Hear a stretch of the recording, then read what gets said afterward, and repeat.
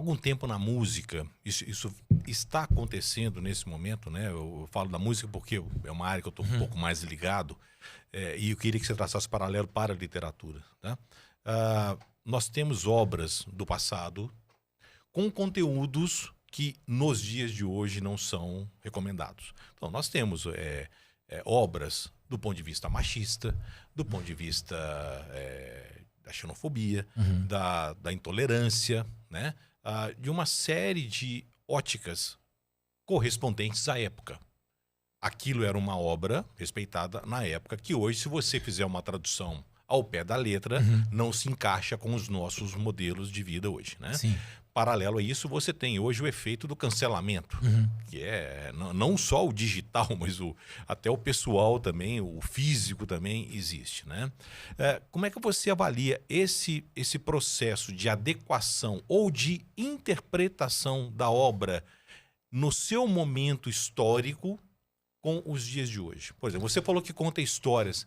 Você, para contar uma história para a criança, você não vai contar a história de um pai machista que agrediu os filhos, porque isso nos dias de hoje não tem mais espaço, né? Como é que você trata isso? Como é que a literatura enxerga isso? E na sua livraria, se eu falar hoje, você deixaria de me recomendar um livro porque o conteúdo dele para os dias de hoje não seria apropriado? Você tem algum exemplo, né, disso lá dentro hoje? Vamos lá. Esse é um assunto bem delicado, né? Porque há quem vai dizer que você não deve pegar uma obra, por exemplo, vou citar um caso clássico aqui. Monteiro Lobato. Monteiro Lobato era racista. Que está sendo discutido isso hoje, né? Monteiro a Lobato, obra do Monteiro Lobato. Ele era racista. Muito racista. Monteiro Lobato correspondeu com a Ku Klux Klan. Ele tem um texto chamado Presidente Negro, que não foi aceito, que ele mandou para os Estados Unidos, não foi aceito lá também. Né, onde ele defendia a supremacia e a hegemonia da raça branca. Quando você lê a obra dele, O Sítio do Capão Amarelo, né, a forma como ele trata a tia Anastácia, um racismo violento. Violento. Mas aí, há quem vai dizer assim, ok, mas Monteiro Lobato, quando escreveu isso, era uma outra época, não tinha essa discussão. Isso é importante se falar? Mas cabe nos dias de hoje. Se ele escrevesse isso hoje...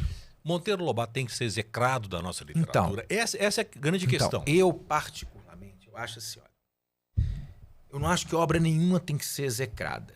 Eu acho que ela tem que ser discutida, ela tem que ser debatida, ela tem que ser trazida à tona e mostrar que aquilo não cabe mais. Eu acho que quando você execra uma obra, eu acho que você precisa debater.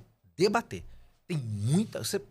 o William Breman, certa vez, escreveu um texto. O William Breman é um escritor de literatura infantil, infanto-juvenil, e ele escreveu um texto certa vez falando sobre isso.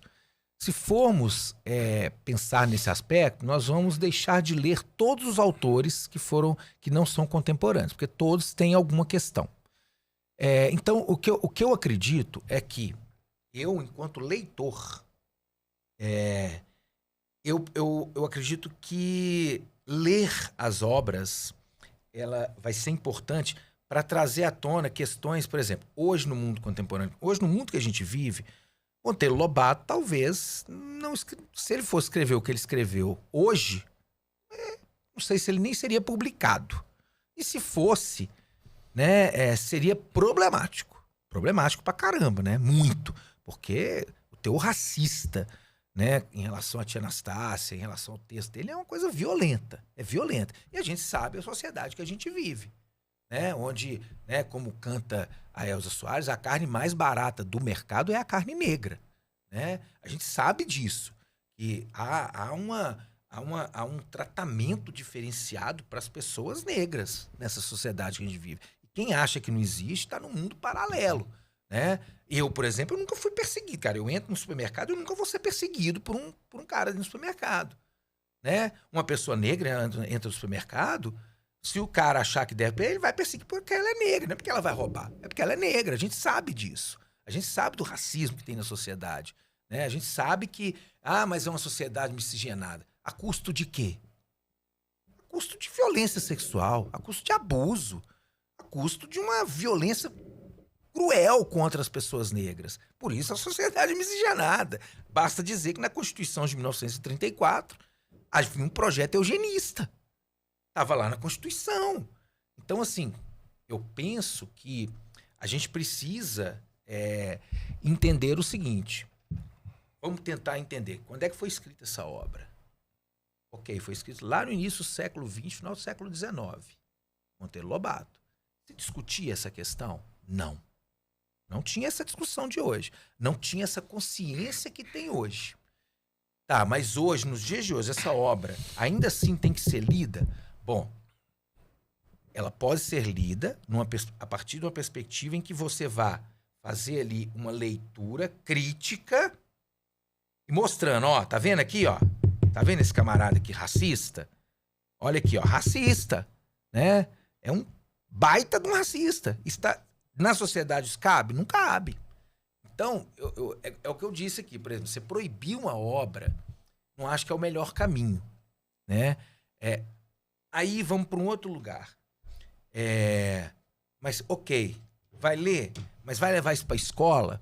Porque, veja bem, a gente tem que pensar que, quando eu falo da Masa aqui, a Masa ela produz uma literatura em que, até um determinado momento da história, o que a gente tinha de literatura para as pessoas negras, elas se identificavam com personagens brancas. Então, né, isso é um problema muito grande, isso é uma questão muito violenta, né? Isso é uma violência muito grande, né? Muito grande. Mas toda a nossa arte, toda a nossa cultura foi calcada nisso. Sim. Não só na literatura. Não só na literatura. Você pega novelas, você pega música, tudo. Mas assim, próprio cinema. Como a gente tá aqui Sim. na literatura, concordo plenamente. Toda a nossa arte é calcada numa questão, né, do embranquecimento. Do estereótipo. E normalmente, né, o negro sempre num papel subalterno. Sim. Né? Sim, isso é histórico. Demorou muito para... Né? Aí a gente vai pegar, por exemplo, olha, já que a gente está falando, vamos pegar aqui uma autora que eu acho importantíssima, que é a Carolina Maria de Jesus. Ou antes dela, Lima Barreto. Lima Barreto, para mim, um dos maiores injustiças da literatura brasileira com Lima Barreto. Ele traz a periferia para o centro.